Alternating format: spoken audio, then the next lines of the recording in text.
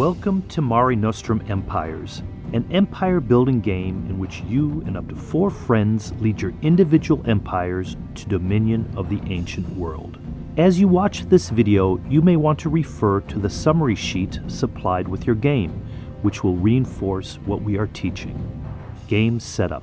In this video, you will be leading the Egyptian Empire. Set up the game by laying out the map, then the leadership board to its right, and then the Heroes and Wonders board to the far right. Sort out and place face up next to the game map all resources, which include goods and coins, all buildings, which include markets, caravans, cities, and temples. Then mix up and place face down the 13 legendary goods resources. Next, each player chooses an empire and all same colored legions, triremes, fortresses, and control markers. Rome has red playing pieces, Greece has green playing pieces, Babylon has purple pieces, Egypt has yellow pieces, and Carthage has black pieces. Each player also places his starting hero tile on his empire map. Next, set up the Heroes and Wonders board. Place the pyramid tile on its spot. Then shuffle all remaining hero and wonder tiles, placing 5 face up and the rest face down. You will be able to purchase face-up heroes and wonders during the game, which give you added benefits and powers.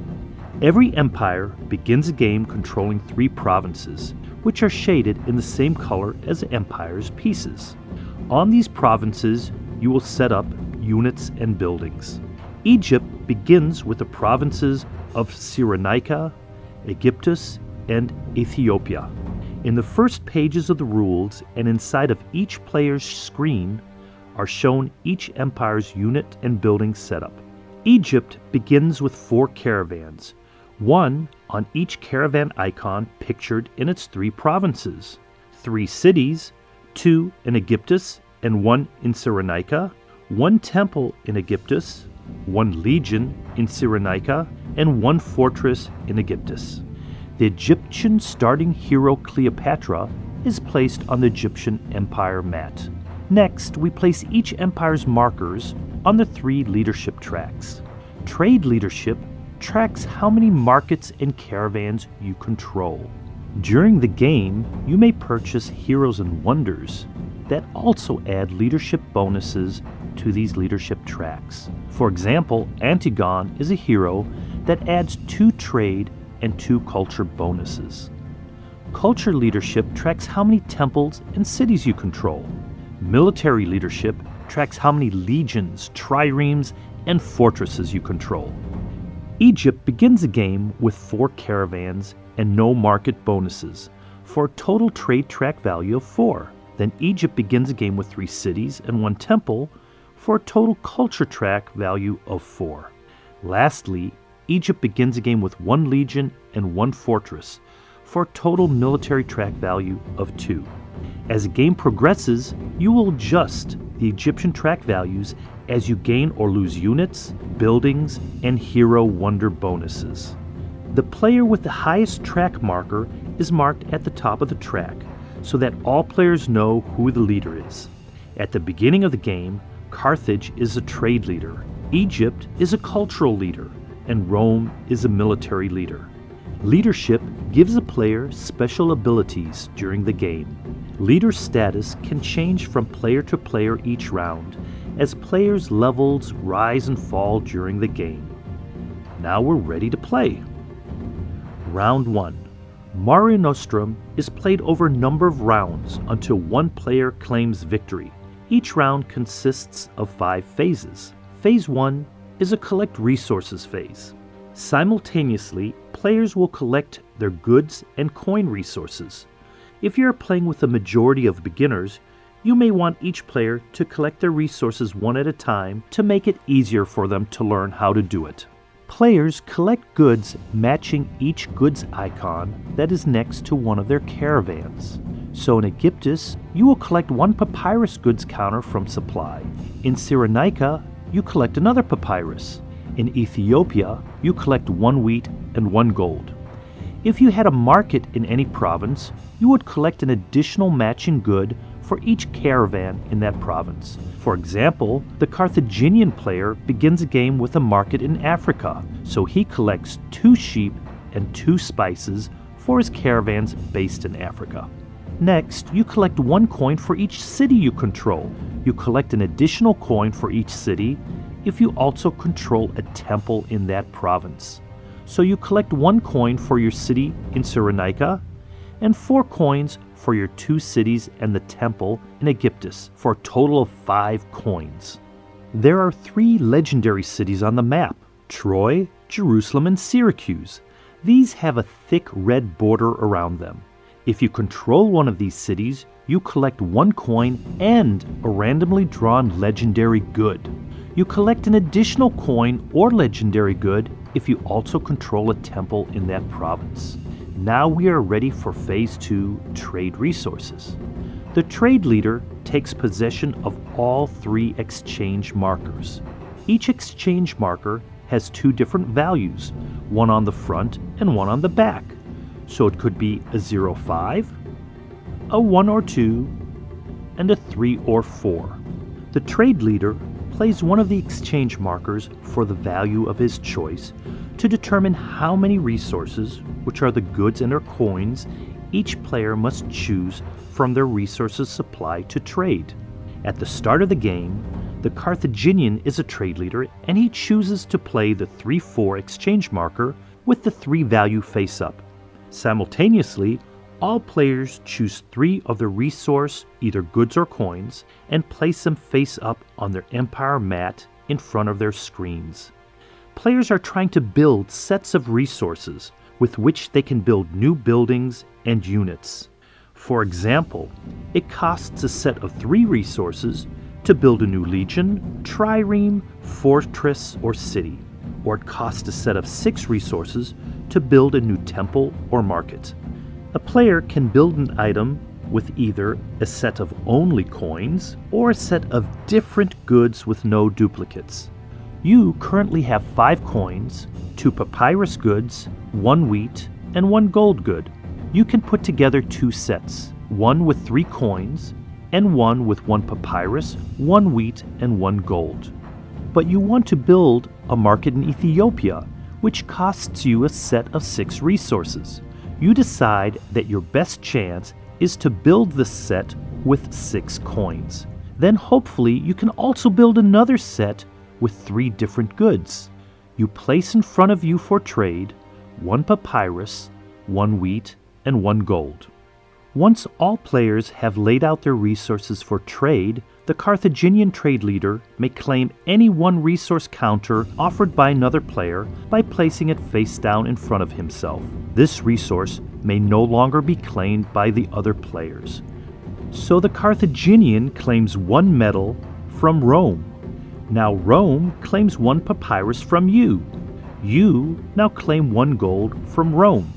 Rome claims a wheat from Babylon. Babylon claims an olive from Greece.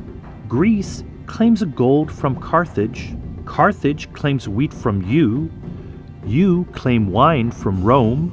Rome claims gold from you. You then claim a sheep from Babylon. Notice that you and Rome no longer have any resources for others to claim.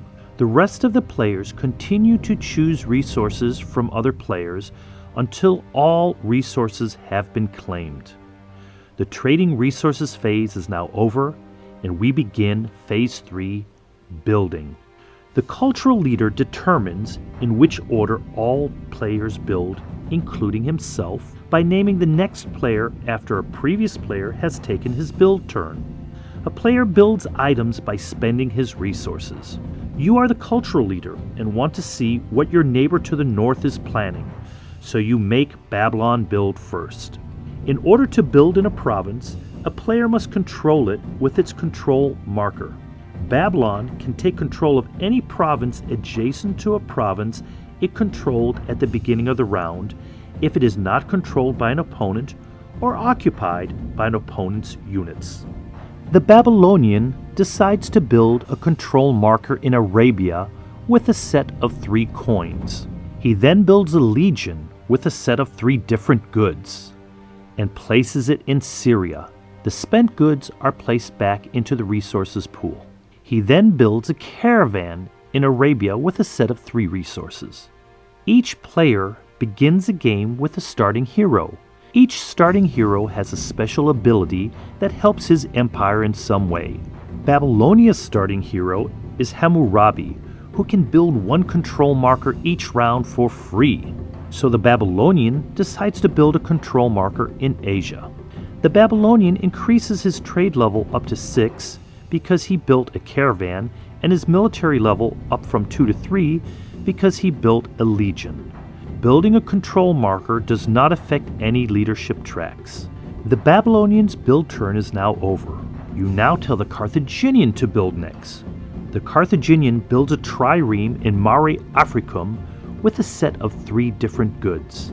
A player may build and place trireme units in sea zones adjacent to provinces he controls, even if occupied by opponent triremes. The Carthaginian now builds a control marker in Sicilia with a set of 3 different goods. He can do this because he has a trireme connecting the 2 provinces. Next, he builds a legion in Libya with a set of 3 different goods. Carthage's starting hero is Hannibal, who allows the player to use 1 goods type twice in 1 goods set. But the Carthaginian did not need this ability this turn. The Carthaginian increases his military level up from 2 to 4 because he built a trireme and a legion. The Carthaginian's build turn is over. You now tell Greece to build. The Greek player builds a temple in Thracia with a set of 6 coins. Markets and temples cost 6 resources to build. The Greek then builds a legion in Macedonia with a set of 3 goods. The Greek increases his culture level up from 4 to 5 because he built a temple. He also increases his military level from 3 to 4 because he built a legion. Notice that the Greek is now higher on the culture level than the Egyptians. Leadership does not change until the end of the round during Phase 5, Claim Leadership. The Greek's build turn is over. You now tell the Roman to build. The Roman builds 2 triremes in Mare Ionium with 2 sets of 3 goods. The Roman then builds a legion in Italia with his last 3 goods. The Roman increases his military level up from 3 to 6 because he built 2 triremes and a legion. The Roman's build turn is over. Now it is your turn to build. You see that Greece has passed you on the culture leader track. One of the heroes you can purchase is Antigone, who would give you 2 trade and 2 culture bonuses. In addition, she allows you to choose how many resources you offer during the trade phase. Building your second hero costs 7 resources. Building your third costs 8, and so on. So you would have to pay 7 different goods or 7 coins to build her. But you only have 6 coins, 1 papyrus, 1 sheep, and 1 wine. But your starting hero Cleopatra comes to the rescue. Her special ability allows you to substitute 1 goods in a coin set. Now you can make a set with 6 coins and 1 good. You pay the cost and place Antigone in your second hero wonder space on your board. Once purchased, a new hero's or wonder's ability becomes available to you immediately. You only have 2 goods left and end your build turn. You increase your trade level from 4 to 6 and your culture level also from 4 to 6. All players have built and the build phase is over. They must now discard any remaining resources in their supply except for up to 2 coins. Each player may keep up to 2 coins into the next round. All players have used all of their resources except for you. You have 2 goods remaining and must discard them. Now we begin with Phase 4, Move and Battle. The military leader determines which player moves and battles first, including himself. Once that player is done, the military leader determines the next player to move in battle, and so on. The Roman player is a military leader, and he decides that the Carthaginians should move in battle first.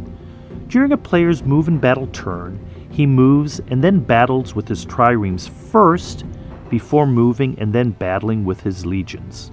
Triremes move from one sea zone to any adjacent sea zone. After all trireme movements, if any are in a sea zone also occupied by an opponent's trireme, the active player may choose whether to initiate a sea battle. Sea battles are not mandatory, and opposing triremes may occupy the same sea zone without a battle occurring. However, if the player chooses to attack, he must do so before moving his legions. The Carthaginian decides not to move his trireme. He may now move his legions. Each legion may either move from one province to any adjacent province, or may be transported to an adjoining province. A province adjoins another province through a continuous chain of the player's triremes connecting the two provinces. The Carthaginian decides to move one legion from Libya to Sicilia. He leaves the other legion in Libya and declares that his move and battle turn is over. The Roman now tells the Babylonian to move and battle. The Babylonian moves a legion from Syria to Judea and his second legion from Cilicia to Asia. He is done with his move and battle turn. The Roman tells Greece to move and battle. The Greek moves a legion from Macedonia to Dalmatia and then declares that his move and battle turn is over. The Roman tells you to move and battle your Egyptian units. You react to the Babylonian move by moving your legion from Cyrenaica to Aegyptus. Your move and battle turn is now over. It is now the Roman's move and battle turn. He moves a trireme from Mare Ionium to Mare Africum and decides to leave the other trireme in Mare Ionium. Now that he has moved all his triremes, he must decide if he wants to battle the Carthaginian trireme or if he will ignore it. He decides to initiate a battle. To battle, the attacker and the defender simultaneously roll a battle die for each trireme or legion they control. Each player sums his dice result and divides by 5. The result, rounded down, equals how many hits he scores against his opponent. Each scored hit destroys one opposing unit. Both the Carthaginian and the Roman each simultaneously roll a gray sea battle die. The Carthaginian rolls a 3 and misses. The Roman rolls a 4 and misses. No hits. Each battle is resolved with a single roll of the battle dice, so the battle is now over. Both triremes remain in the sea zone together. Now that the Roman's triremes have battled, he may move and battle his legions. He decides to move his Antium legion to Gallia. He then transports both legions in Italia to adjoining Libya using his chain of triremes. He is now done moving all of his legions. An active player's legions that are in the same province with an opponent's legions must resolve a battle. Rome's starting hero Caesar gives the Roman legions a +1 to each die rolled when they attack in battle. The Roman player rolls 2 green land battle dice and the Carthaginian rolls 1. The Roman rolls a 4 and a 5 and adds the 2 Caesar bonuses for a total of 11, which equals 2 hits. The Carthaginian only rolled a 3, no hit. The Carthaginian must now remove his legion because of the Roman hits. Excess hits are ignored. The Roman now becomes a conqueror since he is the only player to have units in an opponent-controlled province. He may now either plunder one and only one building by moving one of his legions onto a building of his choice, removing it, and immediately taking a goods resource pictured next to the plundered building. Or he may occupy several buildings by moving his legions onto as many buildings as he can occupy.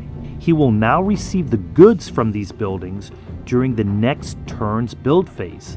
The player controlling a province does not get the resources from occupied buildings. Or lastly, a conqueror may occupy the province's control marker. The Roman conqueror may place one of his legions on the opponent's province control marker. He does not remove the marker yet.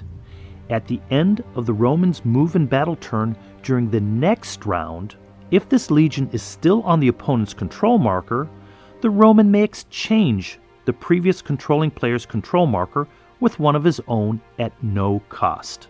The Roman would then gain control of the province and all buildings in it.